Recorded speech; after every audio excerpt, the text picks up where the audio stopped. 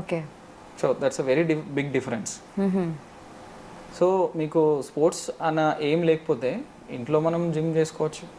చాలామందికి ఉన్నాయి. మా ఇంట్లో కూడా డంబుల్స్ ఉన్నాయి. మా చెల్లి చేస్తుంది, మా మమ్మీ, మా డాడీ వాకింగ్కి వెళ్తారు. మా అన్నయ్య కూడా రీసెంట్గా జిమ్ తీసుకున్నాడు. So I'm influencer for my family. Okay. Same ఇంట్లో నుంచి వెళ్ళి స్టార్ట్ చేసుకోవచ్చు మనం. జిమ్కి వెళ్ళి ఓ పెద్ద హెవీ వెయిట్స్ లిఫ్ట్ చేయాలి అదేం అవసరం లేదు. Until unless you have a particular goal you can go in a certain way. Okay. So will talk about weight gaining.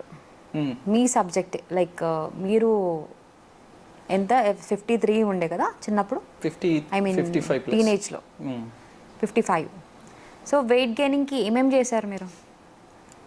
Wait గెయినింగ్కి స్టార్టింగ్లో నాకు ప్రాపర్ గైడెన్స్ లేదు. బికాస్ నా దగ్గర ఏమైతే నాలెడ్జ్ ఉండేనో అది మొత్తం ఓన్లీ స్పోర్ట్స్.